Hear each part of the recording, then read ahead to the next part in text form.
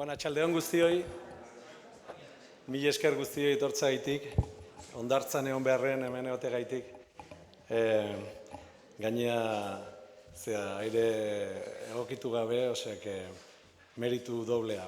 Dakizuenez gaur, hemen egingo deun azkenengo erakusketa inauguratzen dugu.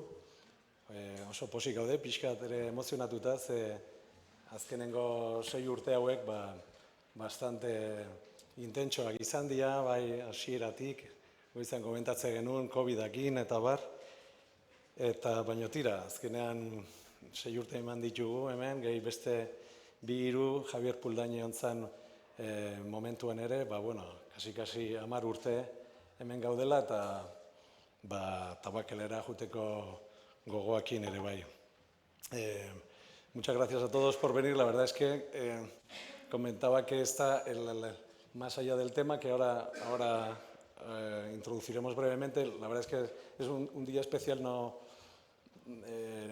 solo por el calor, es la última exposición que celebraremos aquí en esta sede de Santa Teresa, ¿no? Gracias al acuerdo con la Diputación, a la que quiero agradecer que nos hayan dejado trabajar aquí.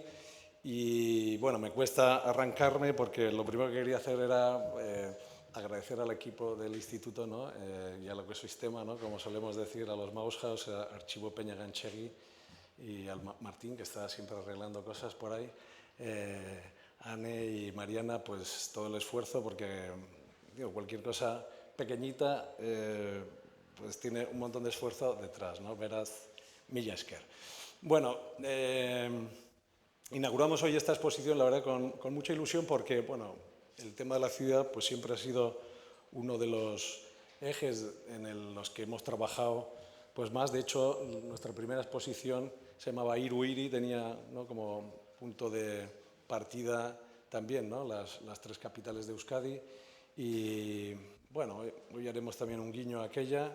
Y bueno, es bonito terminar con otra exposición donde el comisario, indirectamente, bastante directamente también participó en aquella primera, ¿no? Entonces, lo que quería decir sobre todo era que este es un tema, el de la ciudad, y sobre todo los ensanches, que, insisto, lo explicará el profesor Tena, pero que tiene un desarrollo larguísimo. Nosotros nos queríamos hacer eco, ¿no?, de este fenómeno, si bien pues los tres fenómenos son muy distintos, tienen características distintas, pero de alguna manera, y a modo, iba a decir casi un poco ingenuo, pero con ilusión, nos parecía que era un punto de vista interesante, ¿por qué no?, para proponer cosas para lo que venga, ¿no? Que nos parece un punto de partida muy interesante, donde la complejidad de la arquitectura, las tipologías, la vivienda, los edificios híbridos y ese largo etcétera, pues tiene mucha cabida en este discurso. Bueno, sin más, voy a dar paso a la intervención del consejero de Vivienda y Agenda Urbana, Denis Itxaso, a quien quiero también agradecer el apoyo, ¿no?, junto al director de Vivienda, que nos han prestado desde el Gobierno para trabajar en este proyecto tan ilusionante. Denis, nahi dezunean.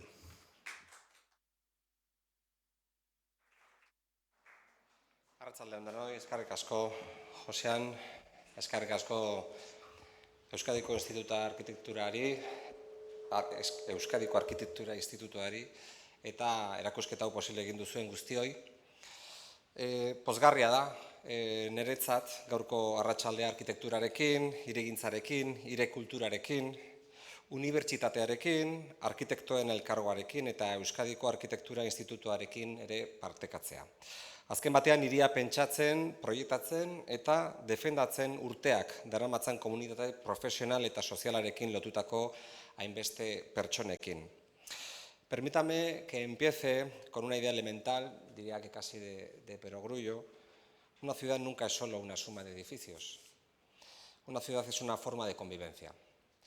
Es una memoria compartida, es una infraestructura económica, social, cultural. Es el lugar donde una sociedad decide cómo se mueve, cómo se encuentra, cómo se cuida, cómo trabaja, cómo envejece y cómo acoge a las nuevas generaciones. Por eso la arquitectura y el urbanismo no son disciplinas laterales. están en el corazón de la vida democrática. Pocas decisiones tienen una consecuencia tan duradera sobre la igualdad, sobre la libertad cotidiana y las oportunidades vitales como las decisiones que adoptamos sobre la ciudad. Y esta exposición sobre los ensanches de Vitoria-Gasteiz, de Bilbao, de Donostia-San Sebastián, nos sitúa precisamente en esa evidencia. Nos recuerda que nuestras ciudades no son fruto de la casualidad. Son el resultado de ideas, de conflictos, de acuerdos, de técnicas, de visiones políticas y de una determinada comprensión de la vida urbana.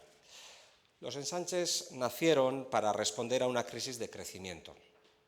Las ciudades históricas, constreñidas por sus límites físicos, por sus murallas, por sus déficits de salubridad, por una población en aumento, necesitaban una nueva forma de expansión. Había que abrir suelo, ordenar la movilidad, mejorar la habitabilidad y construir un espacio urbano capaz de absorber la modernidad. Pero los ensanches no fueron solo una respuesta cuantitativa, no consistieron únicamente en añadir más ciudad a una ciudad preexistente, representaron una nueva cultura urbana. La confianza en el trazado, en la racionalidad, en la continuidad de la calle, en la manzana, en la relación entre el espacio público y el espacio privado. Representaron una idea de progreso asociada a la luz, al aire, a la higiene, a la conectividad y a la posibilidad, en definitiva, de vivir mejor. Y en esa tradición, Cerdá, es verdad que ocupa un lugar fundamental. Su pensamiento sobre la vía y la intervía, sobre la calle y la manzana, sobre la orientación, la ventilación y la relación entre vivienda y espacio público sigue siendo extraordinariamente contemporáneo y en esta exposición pues se puede comprobar. Entendió que la calle era mucho más que un canal de circulación, la calle era y sigue siendo el complemento indispensable de la vivienda, el lugar donde la casa se abre a la ciudad y donde la ciudad entra en la vida cotidiana. Esa intuición es hoy más importante que nunca. Vivimos un tiempo en el que la vivienda se ha convertido en uno de los principales desafíos sociales, económicos, generacionales y democráticos, desde luego de Euskadi, pero también del conjunto de España y de buena parte de Europa. Y la dificultad de acceso a la vivienda condiciona proyectos de vida, retrasa emancipaciones, tensiona barrios y nos obliga a repensar con seriedad cómo, dónde y para quién construimos. Y aquí los ensanches nos ofrecen una enseñanza, yo creo que muy poderosa y de gran actualidad. El problema de la vivienda no puede resolverse al margen de la ciudad. No basta con construir viviendas si no construimos también barrio. No basta con aumentar la oferta si no cuidamos la localización, la mezcla social, la calidad urbana, la movilidad, los equipamientos, los espacios públicos y la vida de proximidad. Por tanto, el reto no es solamente construir viviendas, sino hacer ciudad. Y hacer ciudad hoy significa apostar por una ciudad compacta, al menos eso dicen los cánones más contemporáneos y más modernos, compleja, diversa, densa, bien conectada. Una ciudad capaz de crecer sin dispersarse, una capaz de densificarse sin deshumanizarse, de regenerarse sin expulsar, de innovar sin perder memoria. Gure hiriburuetako zabalgune historikoek hiri trinko horren indarra erakusten digute, hain zuzen ere. Kale biziak, ibilbide posibleak, erabilera nahasketa, hiri jarraitutasuna eta giza eskala duten hiriak. Dentsitateak jarduera ahalbidetzen du, hurbiltasunak eguneroko bizitza errazten du eta espazio publikoak elkarbizitza egituratzen du. Bilbao, con su ensanche sobre Abando, expresó la ambición de una ciudad que se transformaba económica y socialmente. Donostia, con el ensanche Cortázar y el ensanche oriental, construyó una pieza urbana racional integrada en una geografía excepcional. La bahía, el río, el centro histórico, el cerro de San Bartolomé, los elementos naturales que le rodean. Vitoria-Gasteiz, con su ensanche atípico vinculado al ferrocarril, nos recuerda que no todos los procesos urbanos responden a un modelo cerrado y que la ciudad también avanza mediante operaciones tácticas, lineales y vinculadas a la oportunidad. 3 capitales. 3 formas de interpretar el crecimiento, 3 maneras de ensanchar la ciudad y al mismo tiempo de ensanchar las posibilidades de toda una sociedad. Pero esta exposición tiene además otro acierto, si me lo permitís. No convierte los ensanches en piezas congeladas. Los mira desde el presente. Los interpreta también desde el arte, desde la escuela, desde la memoria, desde el sonido, desde la fotografía, desde el collage y desde la mirada de estudiantes que se acercan a estos espacios con preguntas nuevas. Y yo creo que eso es muy importante, porque el patrimonio urbano no está vivo solo porque se conserve, está vivo cuando se sigue generando interpretación, debate y futuro. Un ensanche no es únicamente un trazado, es también lo que ha ocurrido dentro de ese trazado durante generaciones, las vidas que ha acogido, los comercios, las escuelas, los portales, los patios, las reformas, los desplazamientos, las conversaciones y las rutinas que lo han convertido en una ciudad real. La reflexión sobre los ensanches, por tanto, tiene una dimensión plenamente actual. Nos invita a recuperar la ambición de aquellos proyectos urbanos, no para copiarlos, sino para aprender de su seriedad, de su capacidad de ordenar crecimiento, de mejorar las condiciones de vida, de confiar en el espacio público y de entender la ciudad como una obra colectiva y duradera. Terminaría diciendo que no se trata tanto, aunque así rece en parte la exposición, ¿no?, de preguntarnos si cualquier tiempo trazado fue mejor. Yo creo que se trata de preguntarnos qué trazas necesitamos hoy para vivir mejor mañana, qué ciudad queremos llegar, qué papel debe tener la vivienda en la cohesión social, qué responsabilidad corresponde a las instituciones, a los profesionales, a la ciudadanía y a la cultura arquitectónica. Quiero agradecer al Instituto de Arquitectura que haya tenido esta brillante idea. Creo que, aunque me consta que igual a Pablo no le apetece tanto, creo que debería de itinerar esta exposición. Creo que debería itinerar, pero creo que sería interesante que itinerase por el resto de capitales vascas. Creo que además operativamente es posible y creo que el resultado es fantástico. Agradezco la implicación de todos, de Luis Tena como comisario, pero también de Maus Haus y de todos los que hacéis el equipo del Instituto de Arquitectura. Eta azkenik batira, etxe bizitza egitea lehentasuna da guretzat, noski, Eusko Jaurlaritzarentzat eta bereziki etxe bizitza eta hiri agenda departamentuarentzat, baino hiri ona egitea ere erantzunkizun are handiagoa da guretzat, eta uste dugu erakusketa honek neurri batean laguntzen duela hiri hobeagoa egiten behar diren hausnarketak, gogoetak egitera. Eskerrik asko.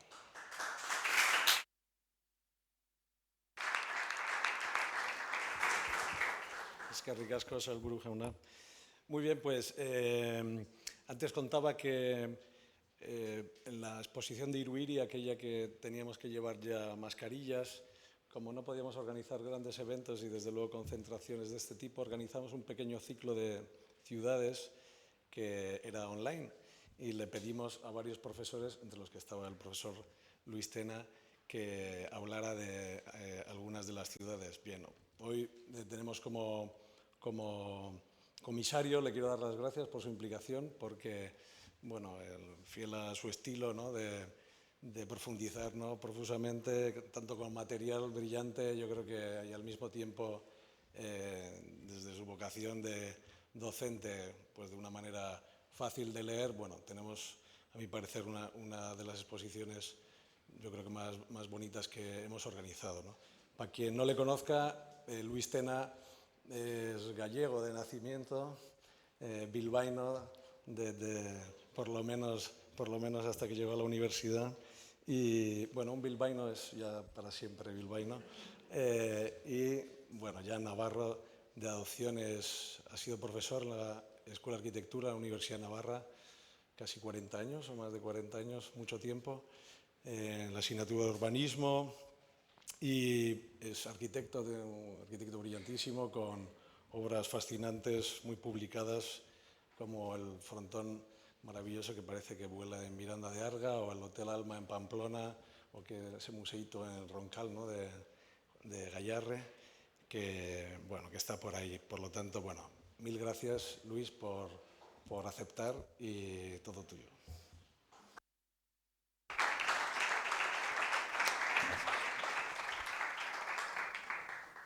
Bueno, arratsalde on guztioi, oso pozik nago gaur hemen zuekin egoteaz. Barkatu, nire euskera ez da oso ona. Baina, baina behintzat euskaraz agurtu nahi zintuztedan. Orain, zuen baimenakaren gaztelaniaz jarraituko dut. Eskerrik asko guztioi. Bueno, gracias por venir este día de verano, que ya es casi una alternativa a la playa, ¿no?, porque supongo que se estará mejor allí. Pero bueno, aquí intentaré. Me he dado cuenta, he estado viendo la presentación, que era un poco excesiva en cuanto a que son clases que tengo, sobre todo. Yo conocía muy bien el tema del Plan Cerdá, Barcelona, y Bilbao también, ¿no? Pero pasaré un poco rápido y me centraré un poco en el motivo de la comparación de las tres capitales vascas. Esto, lo que ha contado Josean, viene de este momento que quizás recordaréis, que es el momento en el que tuvimos que estar trabajando online. Y entonces yo en la escuela, como me ofrecieron y acepté dar una serie de clases en los meses más duros de aquel momento, que una por semana dábamos ciudades. O sea, era una clase monográfica sobre ciudades. La primera fue esta serie Pamplona, Bilbao, Barcelona, Venecia, Nueva York, Chicago. Pero como la cosa seguía, pues hice otra serie más sobre Londres, Berlín, París, Roma, Viena y Lisboa. Entonces, como tenía Bilbao y Londres, Josean se le ocurrió la brillante idea para colaborar en Iruiru de comparar ni más ni menos que Bilbao con Londres, que yo creo, pues no sé, Londres necesita una comparación a la altura, ¿no? Entonces, hice esa sesión, que es esta, coincidencias urbanas entre Bilbao y Londres. En el 2021, hace ya 5 años y justo hoy me llama también para la última, que es la de los ensanches. A mí se me hizo muy grande, o sea, porque yo soy arquitecto bastante generalista, he dado clase muchos años y bueno, he tenido suerte de hacer proyectos de museografía, de exposiciones, pero el hecho de ser comisario pues no lo conocía excesivamente el papel, ¿no? Menos mal que aquí llegué y encontré a Gestión Cultural, a Martín, a Anne y Marina, que sin ellas, desde luego, no hubiésemos podido llegar, o sea, porque ha sido un trabajo en el que semana tras semana venía, me ponía nervioso porque faltaban cosas, veía que había que hacer una... Bueno, pero en fin, es apasionante y el resultado lo podréis ver arriba, ¿no? Entonces, cuando me dije que sí y ánimo, vamos a por los ensanches en Euskadi, yo a mí cuando me dicen la palabra ensanche, de entrada pues veo a este señor, que es Ildefonso Cerdá, y la relación que existe entre la Barcelona consolidada histórica y la Barcelona de hoy en día. Entonces, pensando ensanche vamos a... Y en mi memoria, hice la carrera en los años 70, y en aquella época, pues en las clases de urbanismo no se hablaba de estas cosas, ni de la ciudad histórica, se hablaba de la Carta de Atenas, de las New Towns, se hablaba de sistemas, de teoría de los sistemas, se hablaba de la participación, se hablaba de cuestiones que no tenían mucho que ver con lo que era la tradición de la historia de la ciudad. Entonces, en aquellos años empezaron a salir una serie de publicaciones que era casi como nuestra educación un poco alternativa a la escuela, que era estar al tanto de las últimas revistas que salían y que se publicaban. Entonces, una muy importante es, los que quizás recuerden de esta época, que era Arquitecturas Bis, que es una revista que salió en Barcelona, que el nombre de BIS era como ser la alternativa de la revista oficial de los arquitectos españoles, que era la Arquitectura del Colegio de Madrid, que era Revista Arquitectura y Arquitecturas BIS. Y entonces ahí yo recordaba que había un artículo que era ciertamente un poco hasta irónico, ¿no? Porque el título, todos hablábamos de las nuevas ciudades inglesas, Newtown. Entonces yo esto se me quedó en la memoria, ¿no? Nuevas ciudades en el siglo XIX, o el sempiterno lamento de que cualquier tiempo trazado fue mejor, ¿no? O sea, echando de menos como que ya es un momento necesario para repensar lo que hay que hacer en las ciudades a través de la historia. Entonces, este es artículo de Manuel Solá Morales y Julio Esteban, venía esta imagen, que es los dos ensanches como paradigmáticos, ¿no? El ensanche de Cerdá de Barcelona y el de Antonio de Cortázar de San Sebastián. Entonces esto impresiona porque se te queda en la memoria y luego viene en esta revista también el lamento de que cualquier tiempo trazado fue mejor. Y esto a mí se me quedó, siempre que hablaba de ensanches, veía que es muy simple, porque en aquella época son dibujos que me imagino que los harían recortando letra set, pegando en rojo, pero esta secuencia de los ensanches hacia una definición de Manuel de Solá Morales, creo que la tenía presente siempre. Entonces, y está aquí Cerdá y Barcelona y Cortázar de San Sebastián. Yo creo que la primera valoración de un diseño, de una ordenación tan distinta a lo que se hablaba y lo que había en aquel momento está en este artículo de Solá Morales. Entonces, yendo al final de este artículo, a las notas, veníamos aquí las notas explicativas, Manuel de Solá Morales, y una genérica. Todo el artículo es el resumen de la conferencia Los ensanches urbanos del 19 del ciclo Los tiempos del racionalismo, San Sebastián, julio de 1974. O sea, hace 52 años en San Sebastián se empezó a volver a valorar la idea del ensanche. Pero yo en aquel momento pregunté, yo no sabía lo de los tiempos del racionalismo. Le pregunté a Martín, estuvimos investigando, oye, hay que ver en los periódicos qué es esto de los tiempos del racionalismo. Y resulta que el título de esa semana de conferencias no era los tiempos de racionalistas, sino que esto era el subtítulo. Porque el título, bueno, era la segunda semana de la arquitectura que organizaban Garay Linazasoro y el Colegio de Arquitectos de San Sebastián. Y del 8 al 14 de julio, o sea, hace 52 años, y el subtítulo era Los tiempos del racionalismo. Y en este póster, este cuadro tan bonito de Andrés, que nos lo ha cedido Andrés, es de la colección de Andrés Nájel, que está también en los fondos del Museo de Bellas Artes de Bilbao, o sea que Andrés le conocéis todos, un artista fantástico, pero este póster tenía esa especie como de ruptura con la arquitectura, esta idea de romper las cuestiones, digamos, academicistas, y además planteaba este pequeño esquemita que evidentemente tiene que haber alguna referencia, y la referencia que encontramos la vemos en la lista de participantes en esta semana. Tenemos el primero, los ensanches y el urbanismo del 19. Las vanguardias arquitectónicas, Luis Kahn, Vanguardia de Nueva Arquitectura, los Cottage, Boulé, La Tendencia, Julio Caro Baroja hablaba de racionalismo medieval y Rob Krier hizo la conferencia de clausura.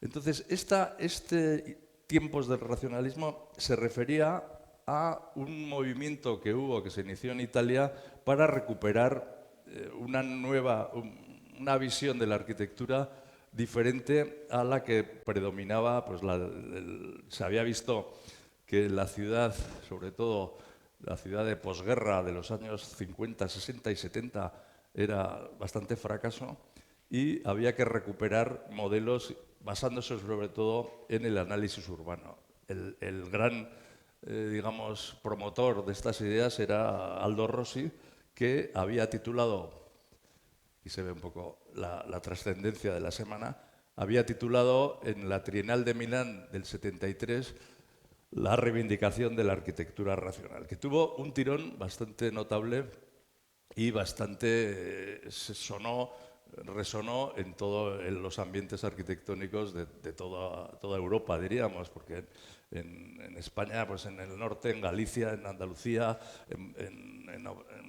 pues en Italia, en Suiza, en Bélgica, en Portugal, la influencia de este movimiento de recuperación de modelos más tradicionales de la ciudad tuvo muchísima vigor. Y también dio origen a una tendencia un poco menos valorada en la actualidad, que sería el posmodernismo, ¿no? Es una derivación pero en aquellos tiempos, si algún valor tuvo este movimiento, fue la recuperación del análisis urbano y del estudio de los modelos tradicionales de ciudad. Y entonces ahí se empezó a valorar a gente que en aquel momento pues tampoco eran muy valorados. Por Cerdá, el que hablamos ahora como uno de los maestros del diseño urbano, Cerdá, el autor del Plan de Barcelona, pues prácticamente hasta mediados del siglo XX era considerado como un ingeniero que había hecho un plan aburridísimo para Barcelona, repetitivo, con poco arquitectónico, con poco interés, pero empezó justo con su centenario, cuando se cumplió el centenario de su muerte, empezó a ser valorado y se recuperó como ya es ahora uno de los grandes personajes de la cultura catalana, ¿no? Pero al principio lo reivindicaron los economistas. Recuerdo que Fabien Estapé promovió la reedición de su tratado de proyectos, o sea, de la metodología de la urbanización, y se convirtió luego ya en una figura adaptada por todos los arquitectos, ¿no? Este movimiento de arquitectura racional tuvo mucha influencia, se tradujo este libro, e incluso Cerdá comenzó a ser ya una figura importante, que había tenido una serie de exposiciones con el grupo de Tárrago de 2C de construcción de la ciudad. Ahí va. Me he salido, no sé, perdón, le debió dar. ¿Me puedes? De hecho, no sé, le he dado a algún sitio que no debía.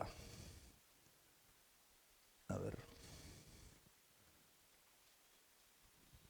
No, le debió dar algo.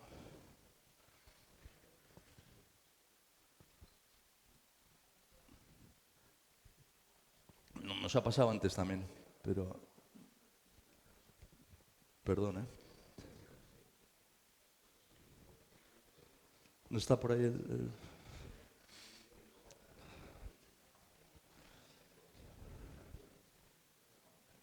Bueno, pues estaba con ese momento de reivindicación. ¿Qué pausa de adaptación? Sí. Perdona que no, es que no sé, no sé si le he dado algo que se ha salido.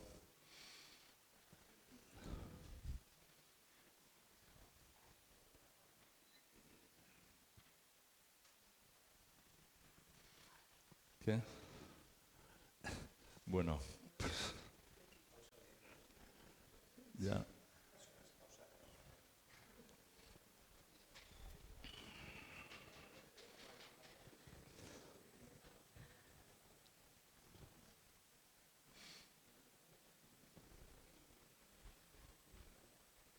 Bueno, ahora venía un resumen de las ideas de Barcelona de Cerdá y, bueno, perdón, ya he vuelto. Ahí estamos, sí, sí. Pasa. Aquí. Vale, gracias. A ver si ahora... Ah, bien. Bueno, esto es empieza a tener prestigio internacional. Esta imagen, yo creo que es muy bonita, es de una de las primeras exposiciones para valorar a Cerdá que le hizo el grupo 2C en colaboración, que son arquitectos muy de la línea rosiana de Barcelona. La hizo en colaboración con el Colegio de Ingenieros de Caminos.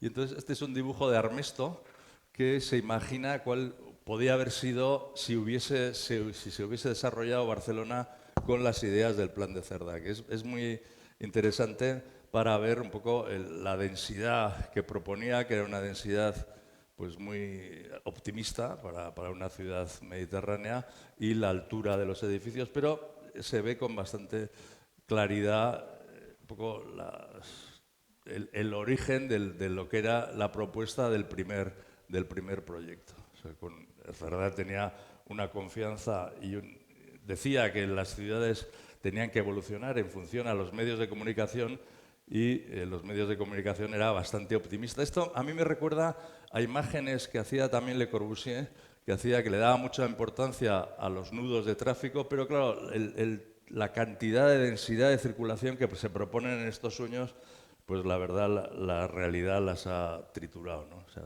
se ve al final que algo de culpa tiene en esta visión ingenua de lo que ha sucedido en la desproporción absoluta, que eso quizás sea una de las cosas que había que hablar, del valor del viario en las ciudades compactas, que es algo que deberíamos repensar con alternativas. Aquí se ve un poco la evolución de estas exposiciones desde la republicación de la teoría general de la urbanización. Por cierto, Cerdá es el inventor de la palabra urbanización, cosa que alguien no, porque él lo justifica porque le parece que el concepto de ciudad no es aclaratorio para lo que se trata de... Ciudad puede ser muchas cosas, pues desde filosófica, la ciudad política, la ciudad social, la ciudad económica, y el término que le gusta es urbe, y la intervención en la urbe es la urbanización. Entonces lo plantea, se recupera, es un libro, una teoría bastante difícil de leer, la he trabajado,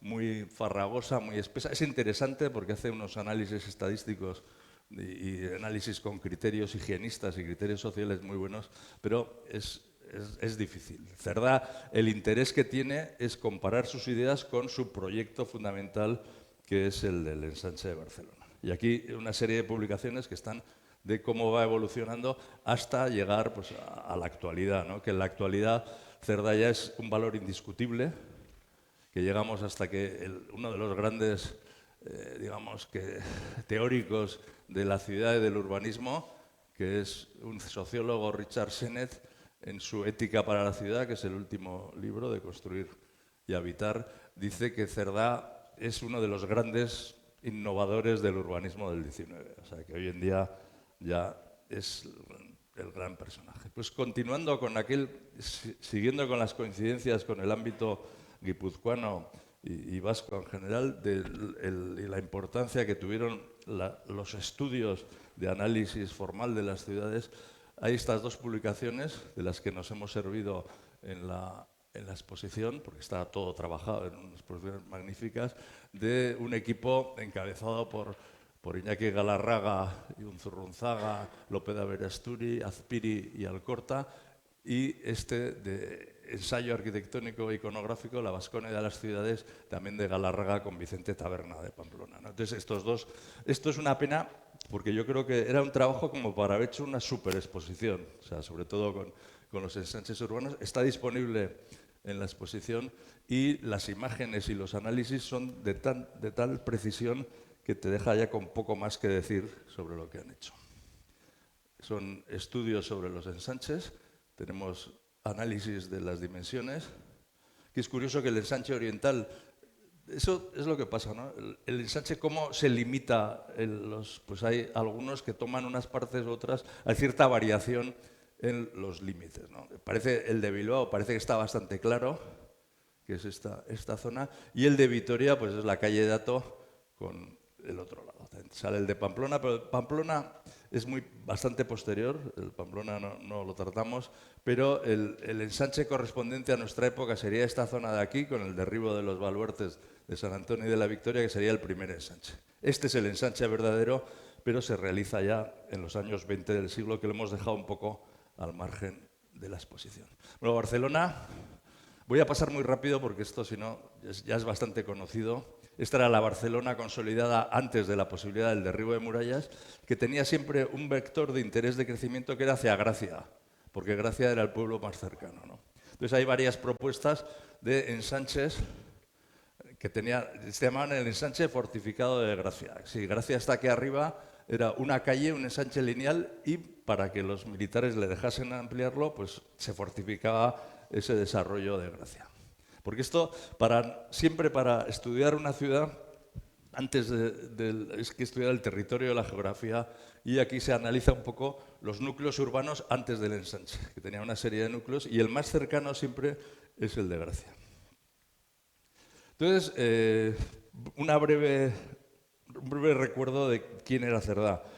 Cerdá empezó a ser ingeniero de caminos y además militar colegiado en los ingenieros de caminos, formaba parte de Madrid, de la ciudad, capital del reino, ¿no? Entonces, la ingeniería de caminos estaba muy militarizada y eran un grupo, pues, de bastante poder político y poder de influencia, ¿no? Entonces, Cerdá desarrolla sus trabajos, una vez titulado en caminos, en ingeniería de caminos, en toda España, trabajos de comunicación, trabajos de ingeniería de ferrocarril, de puentes, y por un momento dado tiene una cuestión familiar de que se muere y se tiene que encargar del patrimonio de la familia y se vuelve a Cataluña, y además en ese proceso se dedica a estudiar la urbanización y la creación de ciudades. Entonces, su primer trabajo que hace es el dibujo, porque ya sospechaba que llegaría un momento que había que tirar las murallas de Barcelona y que la ciudad debería expandirse. Pero entonces él no ve, el gran éxito de Cerdá es no ver que la ampliación de Barcelona va a tener que tener su centro en lo que es el casco antiguo, porque está muy limitado, porque aquí tenemos Montjuïc y aquí tenemos el mar. Entonces el ensanche y la Barceloneta estaba consolidada, entonces el ensanche tenía si cogemos como exclusivamente centro y un crecimiento radial, no tenía éxito. Entonces él hizo este dibujo, que por otro lado, ese es el dibujo de todo el entorno de Barcelona, que lo utiliza el ayuntamiento cuando se da el permiso para derribar las murallas, para hacer un concurso de proyectos de ampliación, al que Cerdá no se presenta. O sea, se utiliza este plano, lo utiliza el ayuntamiento, pero Cerdá, de una manera bastante pragmática, se dirige a la capital del reino Dice, yo he hecho este dibujo, he hecho esta propuesta y me sé lo que hay que hacer porque había estudiado mucho la urbanización. Entonces coge este proyecto, este es un intento previo que se había hecho de ensanche y este es el proyecto que gana del Ayuntamiento de Barcelona, que es de Rovira i Trias, que es curioso porque Rovira i Trias triunfa en el concurso público, pero de la capital dicen que no, que aquí tienen un proyecto mucho mejor, que es el de Cerdá, y no nos importa lo que diga el ayuntamiento. Entonces este proyecto, como otros, que tenía cosas interesantes, tenía un puerto por aquí a la manera de Marsella, donde está el paralelo ahora entre Montjuïc y las Atarazanas, y resolvía lo que luego será la Plaza de Cataluña, el encuentro con la clave que era las Ramblas, lo resolvía de una manera y todo el resto radial. Y este proyecto es el que gustaba en Barcelona. Y entonces, como les imponen un proyecto centralista ingenieril, que es estas otras propuestas, pero el proyecto que gana es que tenemos una imagen bastante hermosa, en el que las principales virtudes son la regularidad, o sea, que es un proyecto igualitario. Para él todas las manzanas son iguales, a diferencia de los otros que las iban variando en función de su posición con respecto a los ejes. Luego, la consideración de una extensión, digamos, geográfica, porque el ámbito que utiliza Cerdá es desde la desembocadura del Besós, aquí estaría el Llobregat y Montjuïc, y el casco antiguo no es el centro del que irradia la ciudad, sino se convierte en una parte de un sistema estructural con una serie de relaciones con las comunicaciones, con el tráfico, con los vehículos y con otro tema interesante es la relación, lo que llama las vías trascendentales. Y ya no voy a insistir más, os cuento esto y ya sigo más rápido porque si no nos vamos a eternizar.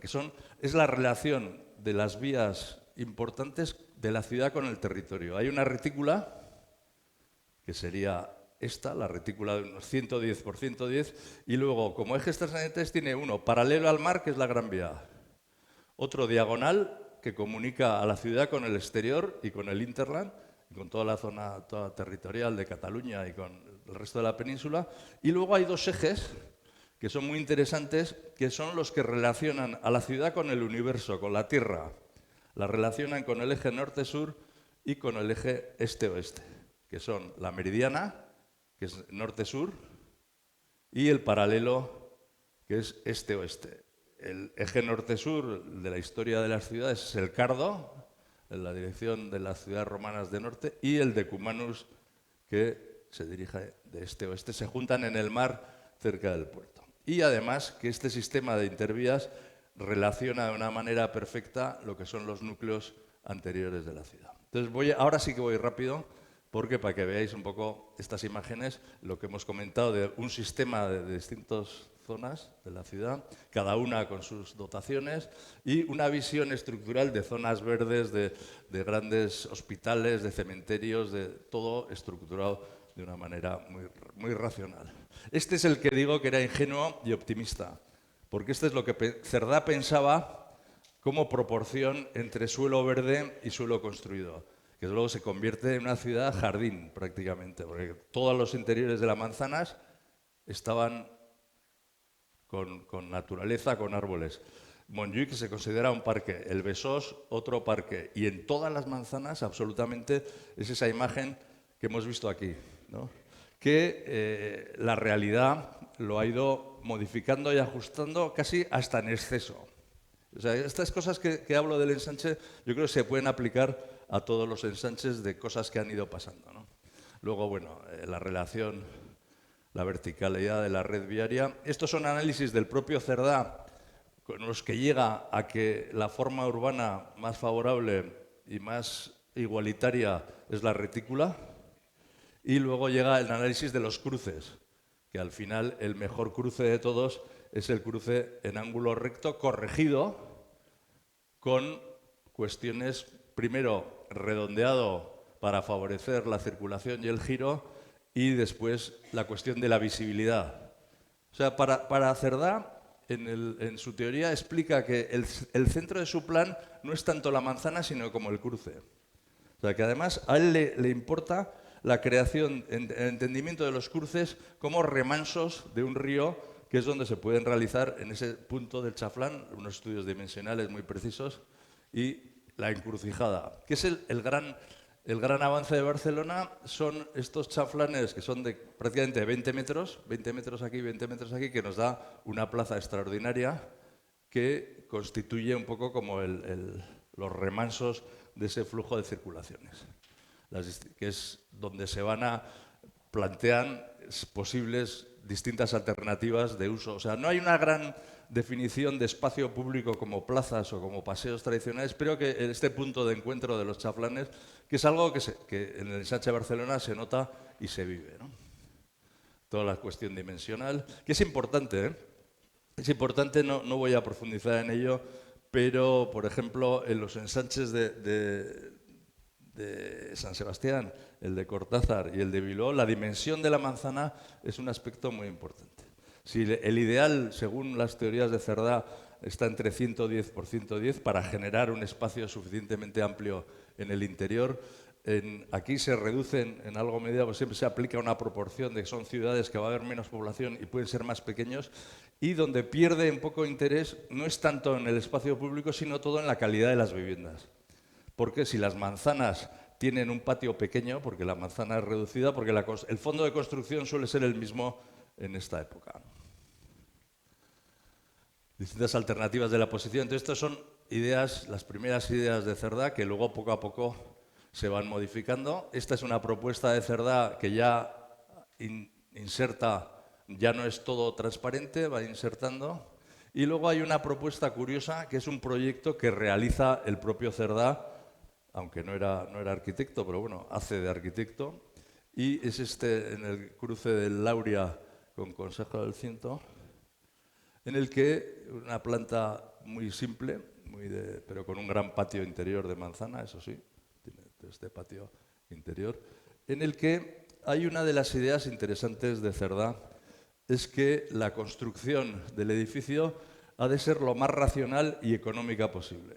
Entonces, yo creo que Cerdá pensaba que dando una definición precisa de la manzana, de dimensiones, alturas, profundidades de patio, no harían falta arquitectos, que esto lo puede hacer un maestro de obras. Y pasa, de hecho, yo creo que en Bilbao hay grandes edificios hechos por maestros de obras, supongo que no conozco el detalle de San Sebastián, pero seguro que hay elementos que no es necesario, porque teniendo claro la forma de la ciudad, la forma de construcción se adaptará a lo que haya en aquella época. Si en aquella época se construía en muros de carga con huecos alargados, pues eso un maestro de obras de calidad lo podría realizar. ¿Qué le pasa al Plan Cerdá en esta primera época? Pues que es rechazado por las élites artísticas y arquitectónicas. O sea, Cerdá, esto daría para mucho más largo, pero ni Gaudí, ni Martorell, ni Puig i Cadafal no lo veían como nada a valorar. Y se nota que en todas las intervenciones de los arquitectos modernistas en el ensanche van un poco en contra de esta idea de la sobriedad y de la uniformidad, y de que esto, porque lo que se empieza a construir, bueno, esto Cerdá la preocupación por las dimensiones, por la higiene. Este es el proceso que sucede desde la idea ideal a la realidad actual. Y diríamos, ¿dónde estaría el punto que hubiese estado bien que parase? ¿Por aquí? ¿Por aquí, que empiezan a hacer levantes o más levantes todavía? O sea, la cuestión de la densidad es un tema a debatir. O sea, yo creo que es interesante valorar esta idea. A mí me parece bonita, o sea, el que se consiga vegetación, pero claro, si ya macizas el interior y no puedes hacerlo, esto es el tema del aparcamiento o de los talleres, ya la cosa pierde sentido. Entonces Cerdá va evolucionando desde las primeras ideas, poco a poco se va rellenando. Y bueno, aquí una comparación de tejidos del ensanche con el casco antiguo, la manzana del casco antiguo, la manzana del ensanche, la calle del casco antiguo de la calle del ensanche, la sección una y otra. Cómo va progresando. Y la versatilidad del ensanche. En el ensanche se pueden construir desde la vivienda tradicional, que tiene los salones y los espacios de vida social, a la calle, y las zonas de vida doméstica más privada hacia el interior. Con esta diferencia que hay entre unas fachadas más o menos homogéneas y sobrias y el contraste con lo que es, si vais a Barcelona, veis los interiores de las manzanas, son una maravilla, pues los miradores, galerías, persianas, escaleras, jardines. O sea, es esa vida entre la relación entre lo privado y lo público. A lo que íbamos, el modernismo intenta, utilizando incluso la misma planta, porque este es el caso de la Pedrera, este es el Paseo de Gracia, y visto a escala, casi, bueno, uno se acerca más y empieza a ver la diferencia que hay, ¿no? Esta es la Pedrera.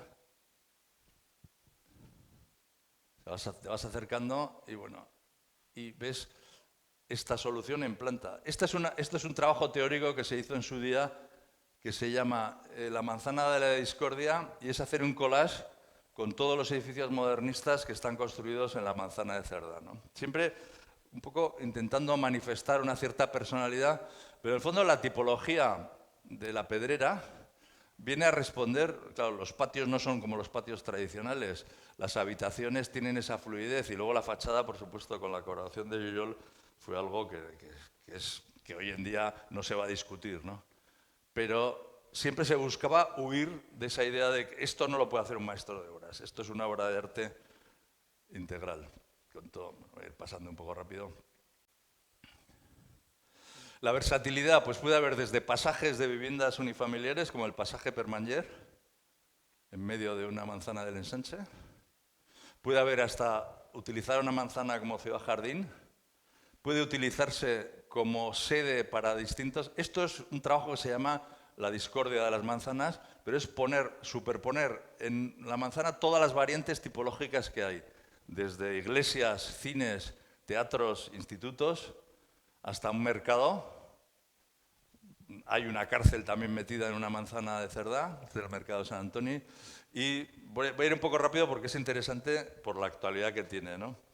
Porque Gaudí, cuando interviene en la Sagrada Familia, propone que demostración de las distancias que necesitan y mínimas normas para ver el templo expiatorio.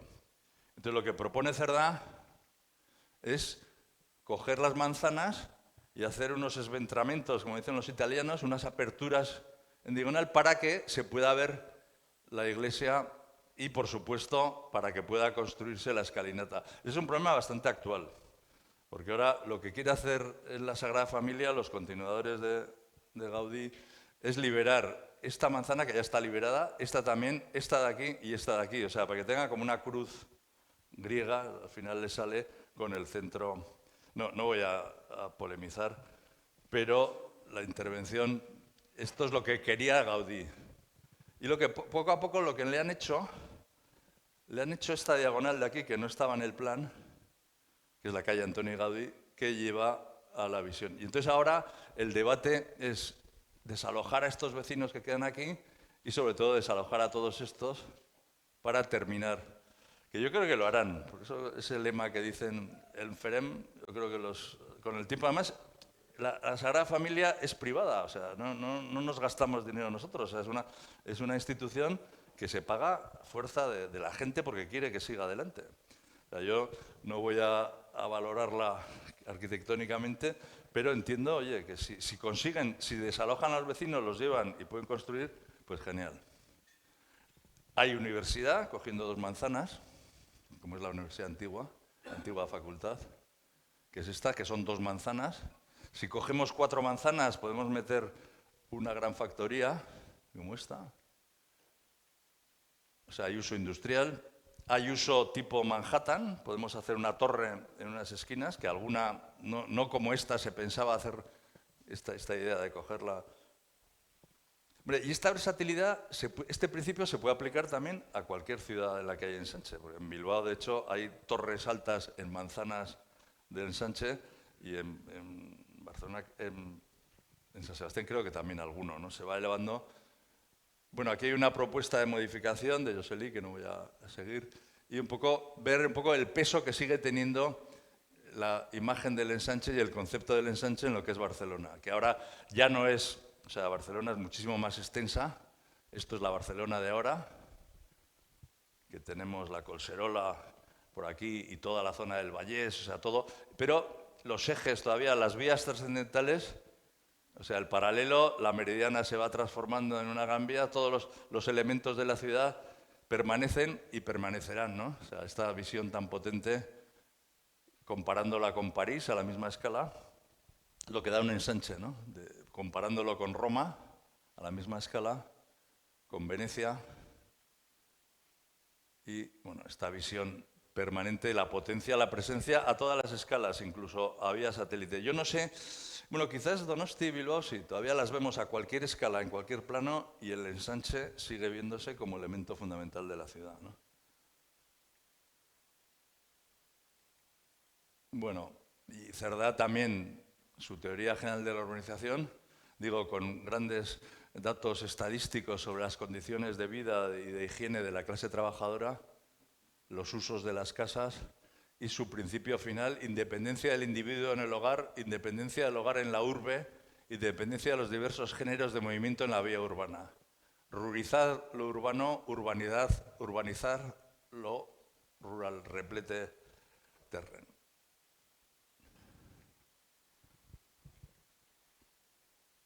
Bueno, entonces ahora llegamos a las tres ciudades vascas que son muy diferentes entre sí.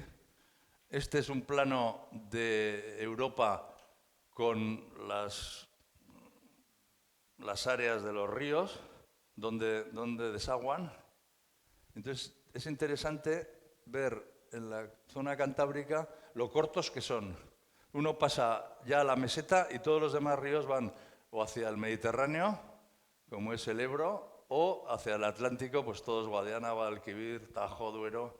Entonces estos ríos cortos tienen unas circunstancias que son espectaculares, ¿no? Porque aquí tenemos, en tiempos romanos, tenemos las localizaciones de lo que es Donosti, cerca de Yeso, lo que es Bilbao, en el encuentro del Nervión y el Ibaizabal, y Vitoria junto a Armentia. Vitoria tiene algo más de relación con este eje de circulación que viene desde Burdeos, pasando por Valcarlos, Roncesvalles, y llega a Pamplona, pero Pamplona es la gran ciudad de la época romana, porque está en ese enclave de caminos, el uno que va hasta Tarraco, que va por aquí, por el cauce del Ebro, y el otro por el norte hacia Astorga, que era la zona rica de las minas, y las tres capitales del resto, que son Vitoria, Bilbao y San Sebastián, realmente en el mundo romano pues no tienen un exceso de presencia, ¿no?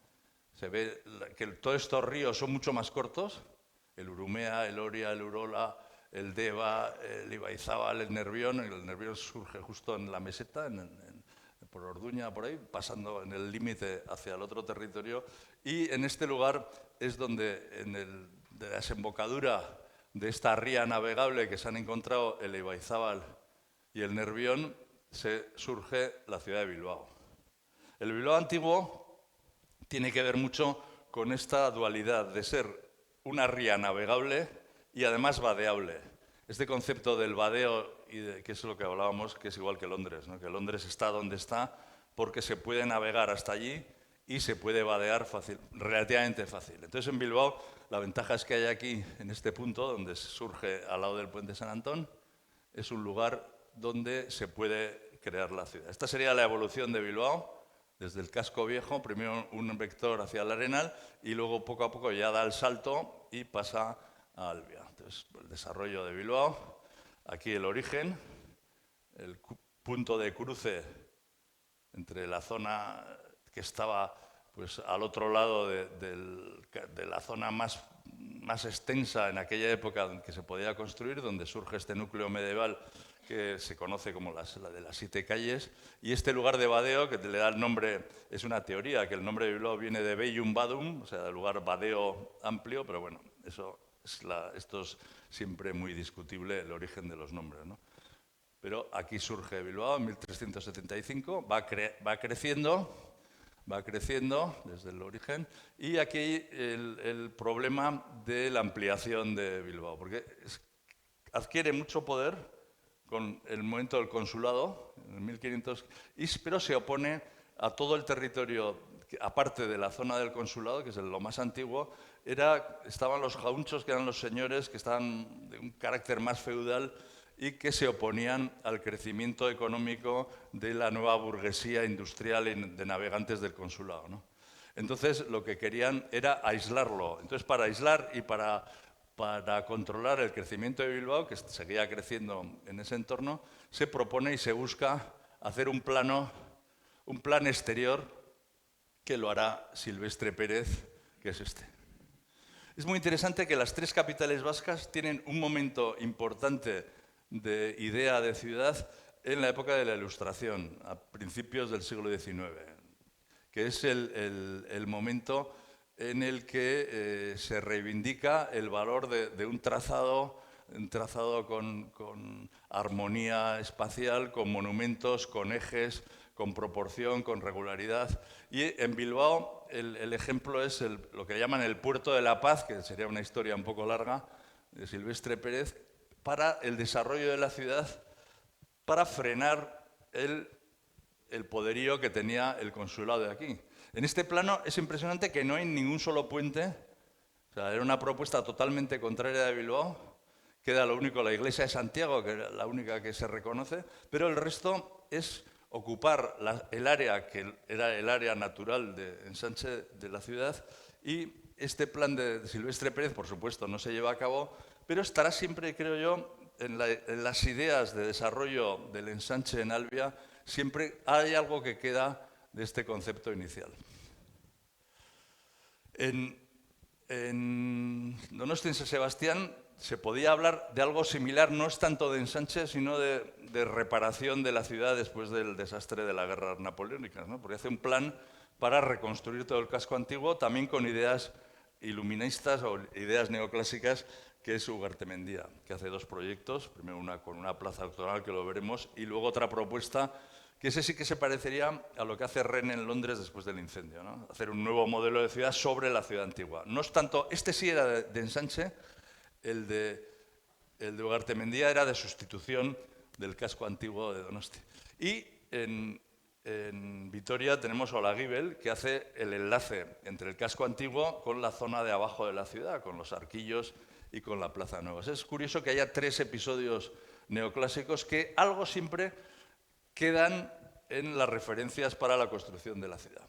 Entonces, este es el primer ensanche, que lo hace Amado de Lázaro, con el que se ve todavía, no se ve muy claro aquí, pero ya hay una serie, aquí ya se reconoce, o sea, el plan del Puerto de la Paz no sale, sino ya se reconoce aquí la realidad de la ciudad, y es un ensanche que tiene una serie de ejes bastante, puede ser inspirado en Cerdá, aunque es poco, son 3 años después. O sea, si dicen inspirado en Cerdá, es que lo conocía bien, porque el plan de Cerdá empieza en el 59 y en el 62 Amado de Lázaro ya propone este tipo de manzanas, con muchas zonas verdes interiores, que yo creo que es lo que esa apertura y esa proporción de espacio libre es lo que hace que no prospere.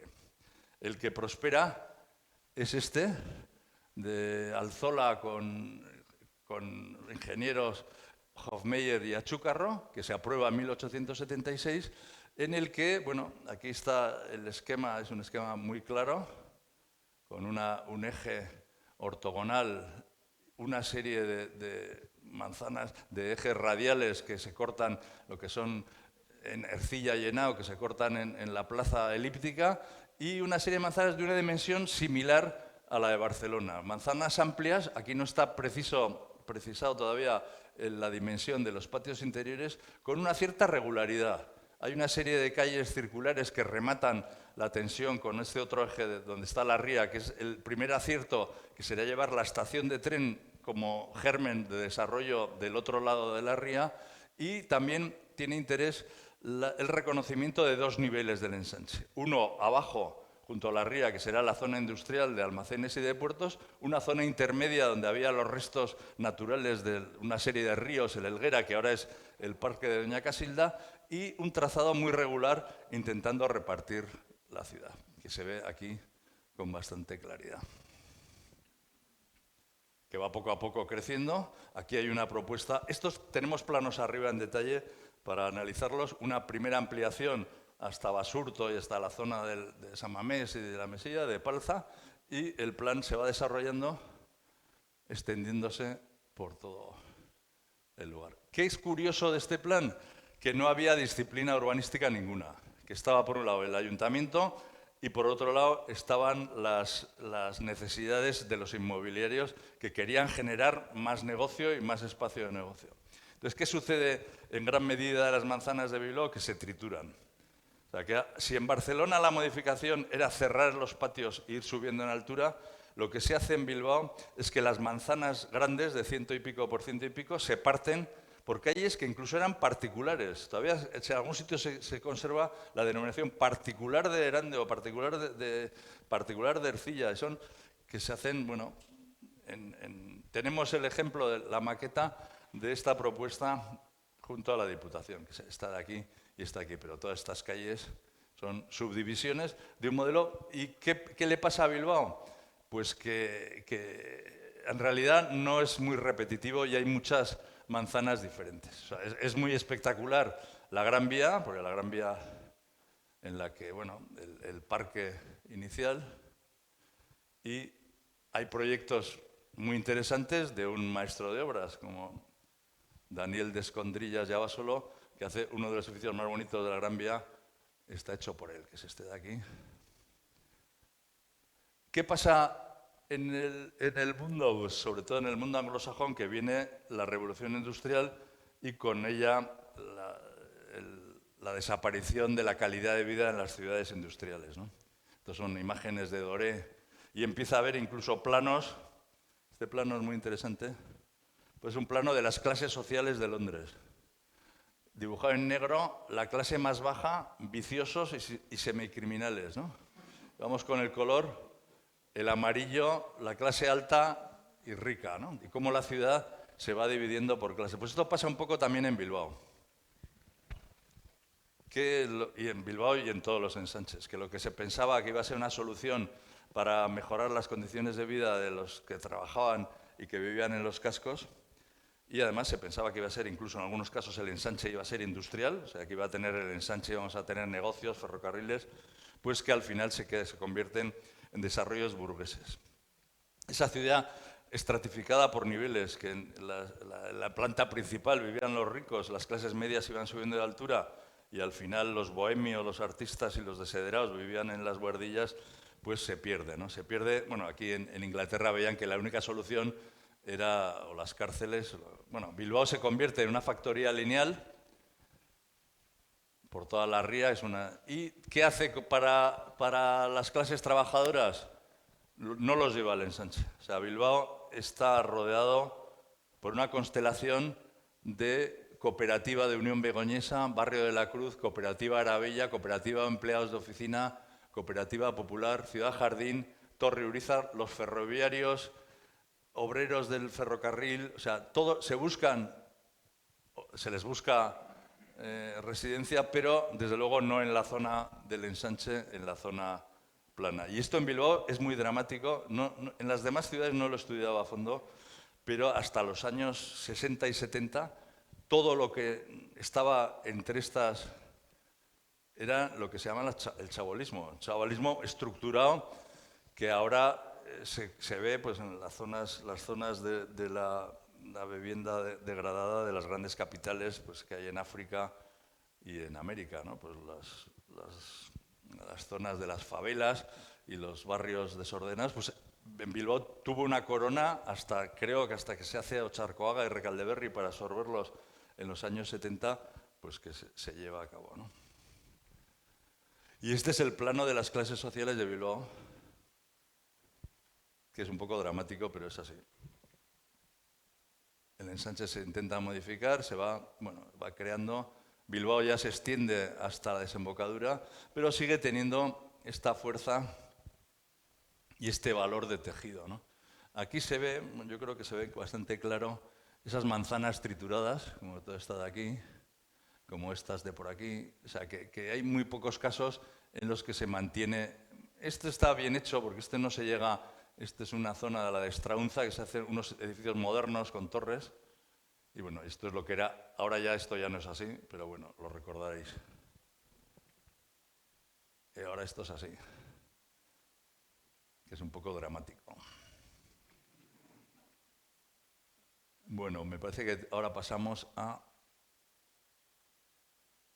Vitoria.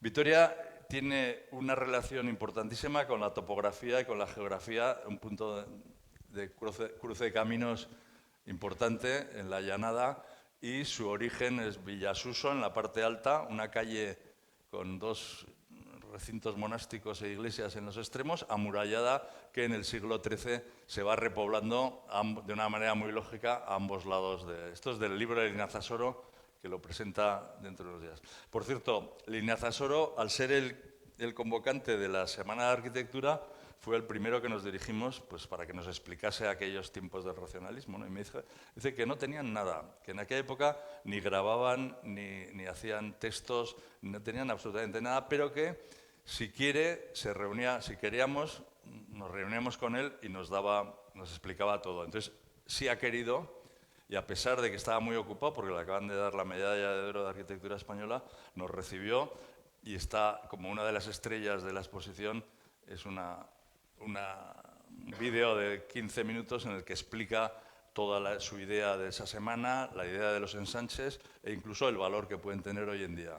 Y además presenta de permanencias de la arquitectura, que es genial, y en el que está la evolución de Vitoria, que, bueno, voy a ir rápido, que esta es la evolución, que luego se crea, como esta zona es más baja, es donde justo de Olaguibel hace los arquillos y la Plaza Mayor, que se termina posteriormente. Y la evolución de Vitoria es realmente simple, porque tenemos la ciudad elevada con las dos laderas, el encuentro, la transición con los arquillos y la Plaza Mayor, y luego la relación con los caminos que van a las zonas del entorno, con una simetría entre la zona Plaza de Toros, la zona del Parque de la Florida y más o menos una serie de parcelas todavía con carácter de huertas hacia el exterior. Llega un momento dado que se crea la línea de ferrocarril del norte, entonces pasa por Vitoria y entonces le obligan al ayuntamiento a hacer un trazado que posicione la estación de ferrocarril al sur, que se coloca aquí, y que desarrolle un plan para esa estación. Entonces se hace el ensanche, que en realidad en Vitoria se podía llamar como un ensanche lineal tipo calle de estación. En todas las ciudades europeas tenemos las Bahnhofstrasse, que son esas ciudades que llevan a una ciudad lineal con una parcelación que en el caso de Vitoria es muy irregular, como veis.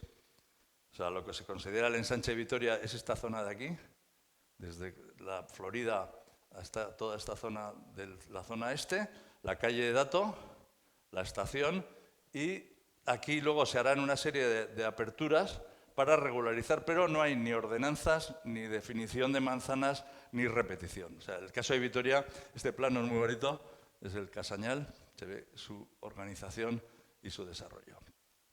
Y aquí se ven las nuevas calles, son estas de aquí, pero tenemos un modelo de una de estas manzanas para que se vea que no hay una pretensión, o sea, que en realidad la definición de ensanche es la calle de la estación y la ordenación del espacio. Y por último, el marco incomparable, que es fundamental. No se puede explicar San Sebastián sin la geografía y, bueno, no voy a cansaros con la idea del fuerte, del Gaztelu, el Gaztelubide, la subida al castillo, la ciudad, primera ciudad, que es una ciudad lineal en torno al puerto y a la zona más próxima al desnivel, toda esta zona con unos desniveles que todavía se ven, o sea, hay una cuestión de niveles muy claras entre las calles de la parte más antigua del casco antiguo. El casco antiguo desarrollado de una manera relativamente simple a la manera de las Bastidas, con dos ejes, que como sabemos sucede lo que sucede, y Ugartemendia propone después del incendio una reconstrucción con un modelo tan espectacular como este. Hubiese sido bonito que hubiese salido, porque esa plaza es maravillosa, aunque luego lo corrige con este otro proyecto, que en cierto modo mantiene la plaza donde está, pero no se lleva a cabo por el peso que tiene la propiedad previa al incendio. Es un poco lo mismo que pasa en la City de Londres, ¿no? Que se intenta, pero no se consigue. Entonces ya aquí interviene don Antonio, que en un concurso provocado por el ayuntamiento. Aquí todavía hay una idea que me la ha recordado Martín, que es interesante, que luego yo del ensanche San Sebastián sabía menos, pero Martín me ha ayudado con esto, que este primer ensanche la ciudad todavía no había decidido si iba a ser una ciudad residencial y que empezaba a ser turística, aunque todavía en aquella época no tuvo el boom que tuvo a principios de siglo, o era un desarrollo industrial. Por lo que se ve, esta línea de ferrocarril, aparte de donde está la estación actual en Atocha, tenía una derivación industrial hacia el puerto. Y todas estas primeras manzanas, junto a la línea de ferrocarril, donde está el Derdiader, eran manzanas industriales, de factorías y de almacenes, aunque luego cambia. ¿Qué me llama la atención de esta propuesta? Que incluso en la memoria de Cortázar lo dice. Este es otro proyecto de Saracíbar que es alternativo al de Cortázar, que no gana, que gana ya con este. Este es una modificación de barrio. Hay muchos planos de este momento. Aquí ya ha surgido el bulevar, que hubo un debate bastante importante sobre la necesidad del bulevar. Está la parcela donde está el casino, pero se ve aquí un elemento muy curioso de la propuesta de Cortázar, que era la diferencia que había entre las manzanas que estaban al norte de la avenida, esta es la Avenida de la Libertad, que es un eje muy importante, y las manzanas que estaban al norte tenían una dimensión como de 90 por 70 metros, y lo dice en la memoria, era para clases más acomodadas. Para transeúntes y clases trabajadoras había otro diseño de manzana que es más reducida y que las viviendas son más reducidas, llegando casi, luego se modifica este plan, se inserta esta idea de manzanas lineales, pero se ve que hay una zona privilegiada, que es desde la Avenida de la Libertad hacia el bulevar que ya se ha establecido. Las demás, se ve este cambio. Este todavía no ha llegado, la implantación del Buen Pastor, que este será aquí. Aquí están los soportales, influidos por la Rue Rivoli de París, junto a la iglesia, y los dos ejes fundamentales, Loyola y Hernani por un lado y Avenida por otro, y esta diferencia de manzanas. Y también, a mí lo he comentado esta mañana, que la relación con la geografía del ensanche Cortázar es impresionante lo bien que se adapta a la desembocadura del Urumea, a la curva de la Concha, a la cumbre de San Bartolomé, cómo resuelve estos puntos de encuentro, cómo es una maravilla cómo se establece, ¿no? La disposición del plan, que yo diría que es el que tiene más elementos de planificación normal, ¿no? Porque tiene casco antiguo, que permanece, muy importante porque se coge el eje norte-sur, deriva desde la Basílica, luego, claro, por supuesto, se implantará aquí el Buen Pastor, y el eje este-oeste, que es la idea Cardo de Cumanus de la Avenida de la Libertad, con, bueno, luego múltiples modificaciones. Esto lo podemos ver en detalle en la exposición. Pues oye, perdonad por la longitud, pero gracias. En fin. Y disculpas las averías.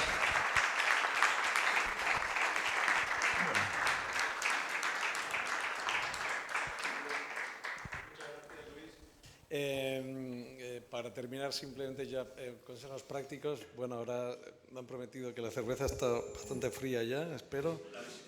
Sí, entonces vamos a subir a la exposición que está donde está habitualmente. Vamos un par de pisos por arriba. La sala está dividida en dos. Está sobre todo la parte, digamos, que ha contado Luis Tena.